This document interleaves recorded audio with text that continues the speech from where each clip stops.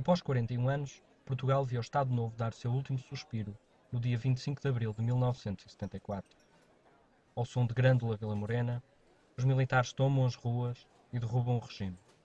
O povo solta o grito de liberdade, preso nas gargantas. Mas o sol que aquele dia fez nascer rapidamente se eclipsou e os problemas começam a surgir.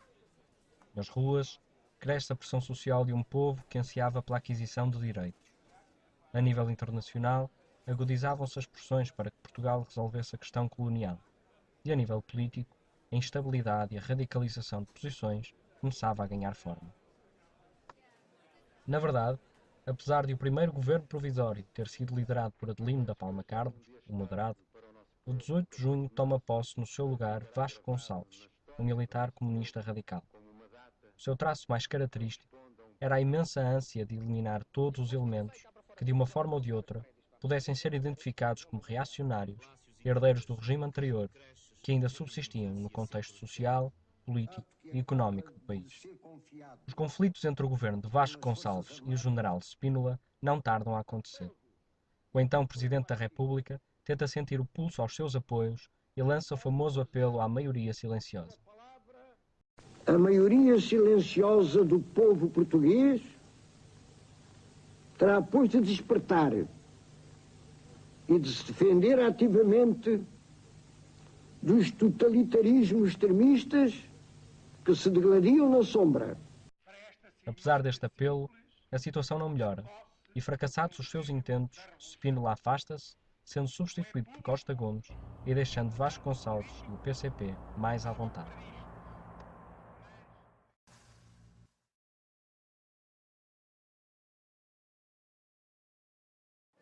Sem o general Spínola por perto, Vasco Gonçalves e as forças da esquerda radical veem as suas intenções ganharem forma.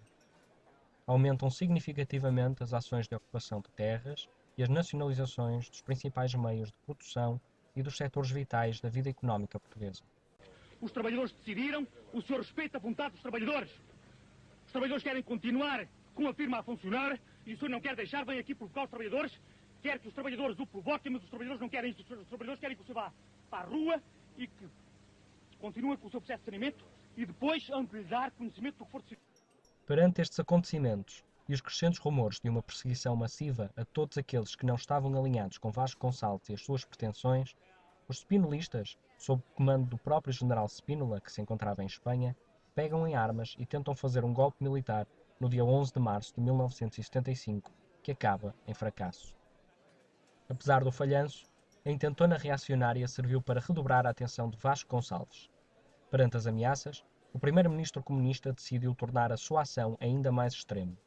Nesta fase, torna-se chave o brigadeiro Otelo Saraiva de Carvalho, comandante operacional do COPCON, Comando Operacional do Continente, que serviu de braço armado do governo e de garante de um processo revolucionário em curso a todo vapor a caminho de um Portugal socialista.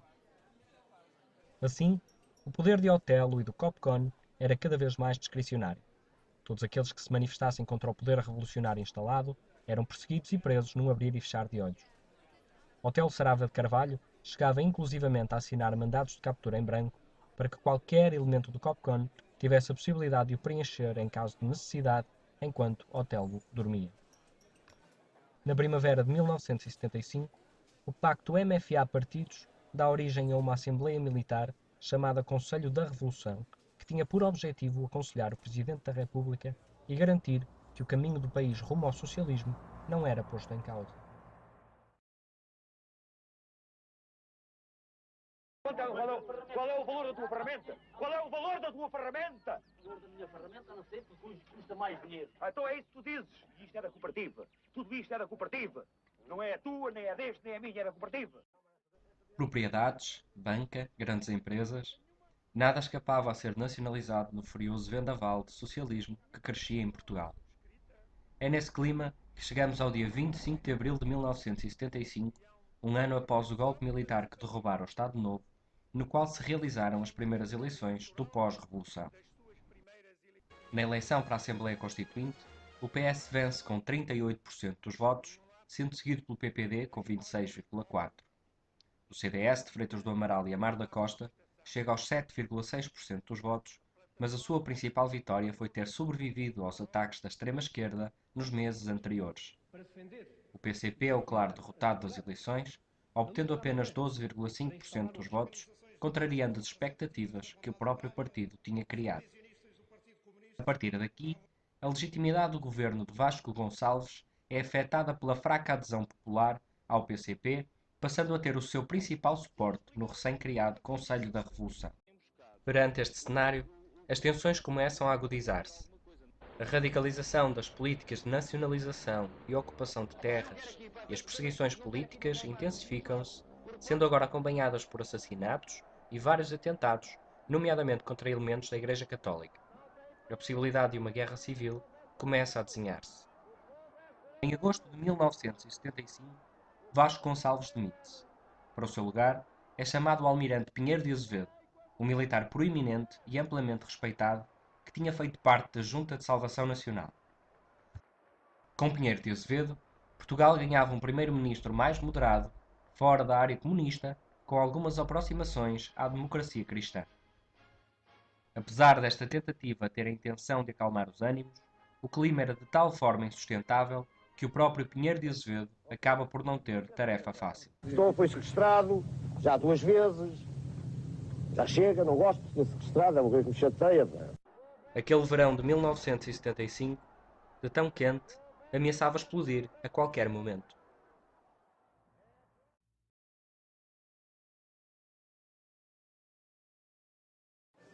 O caos espalha-se pelo país. A anarquia e a tensão entre extremos começa a tornar-se incontrolável e a ameaça de guerra civil torna-se iminente.